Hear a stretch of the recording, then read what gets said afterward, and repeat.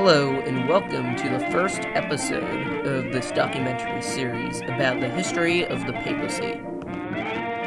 And in this episode, we're going to be looking at the 13 popes that descend from Gregory of Tusculum. And also, one thing to note on this side is this yellow bar right here, where I list all the different popes, their papal number, their real name, and how long they reigned. But let's just jump into it. So, Gregory had two sons, Pietro and Gregory as well. So we're going to be looking at Pietro first, and most of the popes are descended from him. I believe 11 of them are. And so we're going to start with this one. So he had a daughter whose name is unknown, and he had two children. One of them was a daughter whose name is also unknown. And another one was the Pope Gregory IX. He was Pope number 178. So, in the papal custom, he created his nephew, Pope Alexander IV, as a cardinal. And after he died, there's another pope that came in after him. But then, after that, Pope Alexander IV, his nephew, was crowned as the next pope. And, like his uncle, he also created another cardinal out of his great-nephew, Boniface VIII.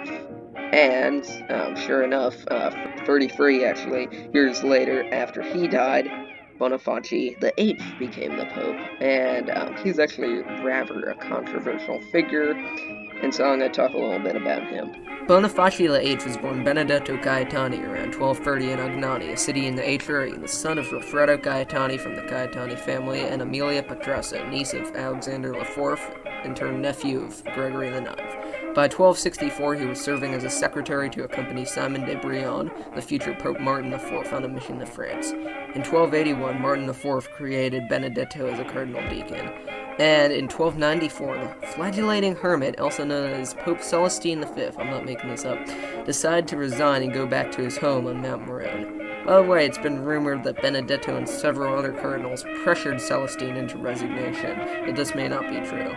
Nevertheless, Benedetto ascended to the papal throne, choosing the name Boniface, also known as Boniface. Out of all popes, Boniface was one of the most spiritual. He believed in both temporal and spiritual power, and got himself very involved in every other country's business. He stated that it was absolutely necessary for salvation that every human creature be subject to the Roman pontiff, and challenged monarchs to do it. He got in bitter feuds with everyone from Albert I of Germany to the poet Dante. Later, he got in arguments with the Colonna family, I'll talk about soon this tree, over Boniface being elected illegally, and they decided to literally go to war against each other over it. The Colonnas ended up burning several towns down as well. So basically, overall, people did not like Boniface at all, and he became extremely unpopular as a pope. We'll get to that later. Later, Boniface announced that 1300 was going to be a jubilee year, and the first of many, where he basically collected money from the 200,000 pilgrims that visited and kept it for himself. Most likely he was looking for either political support after his feud with Philip IV of France, or just trying to get money back after he lost it, again, with the feud with Philip IV. In September of 1303, an army that was led by a minister of Philip IV, as well as Sciarra Colonna, attacked Boniface at his palace, and he in turn excommunicated a lot of them. They demanded that the Pope resign or face the consequences. Of course, Boniface refused to resign, and Colonna responded by slapping him. Yep, slapping him, and it went down in history as the Agnani slap. And at 73 years old, Boniface was most likely beaten and almost executed, but released from captivity 3 days later. And on the 11th of October, 1303, Boniface finally died after a violent fever. What a life. Let's get back to the tree. Okay, so now we're back, and Boniface VIII had a brother named Goffredo Gaetani, and he had two sons, Pietro and Goffredo. Through Pietro, we get to his son Benedetto, and then his 10th great-grandson, was Pope Innocent the 13th, ruling all the way in the 18th century for just around 2 or 3 years. And then for Raffredo, his 6th great-grandson was Pope Paul III, also known as Alessandro Farnese. And that's that side of the tree. And so now we're going to move on to the middle child in this, Tresimondo. And he was also part of the Conti family, and his son became Pope Innocent III. And if you want a great video about Innocent III, definitely check out the great historical YouTuber Jack Rackham's video about Innocent III. Very funny, very interesting. And I'll go into a little in-depth about him.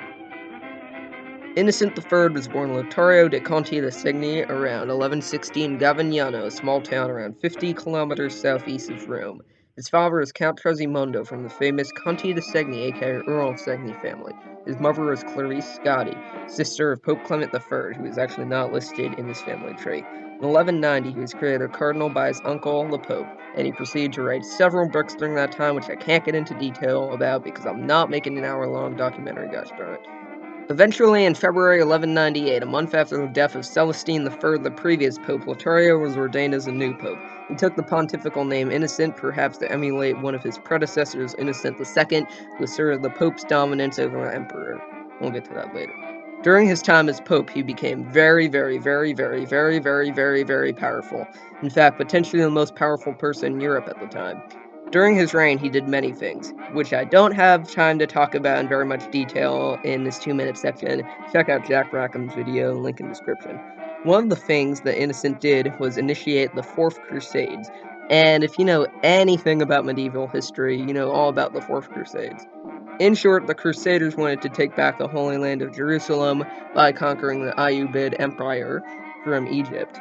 If you didn't know already, the 4th Crusades ended up being a massive flop. And you can learn some more about the 4th Crusades from this Kings and Generals video, also link in description. Innocent did some other things during his reign, such as getting involved in imperial elections, yes, I am talking to you, Holy Roman Empire, and annulling the Magna Carta, yep. And later he proceeded to excommunicate King John anyways. Well, so much for that. And then he finally died in Perugia in around 1216 after a lengthy for medieval standards reign over the papacy. Now, back to the tree.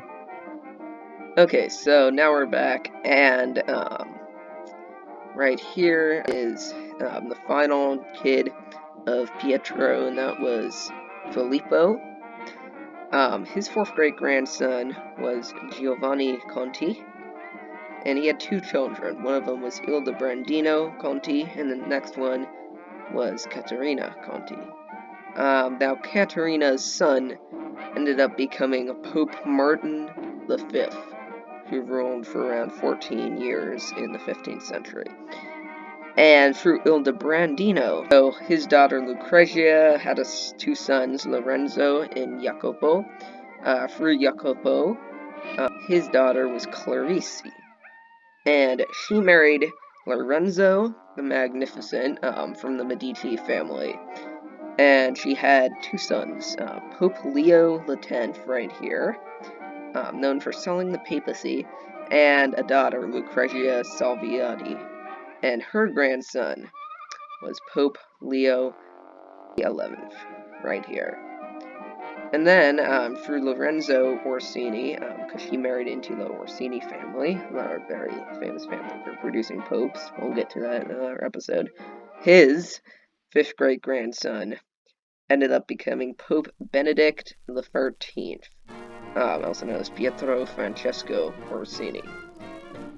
Okay, and then, Lucrezia had a sister named Isabella Conti, and her great-grandson became Pope Gregory XIV, Niccolò Sfondrati. Okay, so now we're done with that line. Okay, so, and we get into the last part of this tree. Now, Pietro had a brother named Gregory of Tusculum, and his 7th great-grandson was Luca Savelli, and he had 2 sons named Renzo and Paolo. Through Renzo, we get Pope Innocent X right here, Giovanni Battista Pamphili, and through Paolo, we get Pope Clement X, who is Emilio Bonaventura Altieri. And that about wraps up this tree right here. I should be coming out with the second part of this little series in about a week. I'll post these weekly. And catch you all later. Goodbye.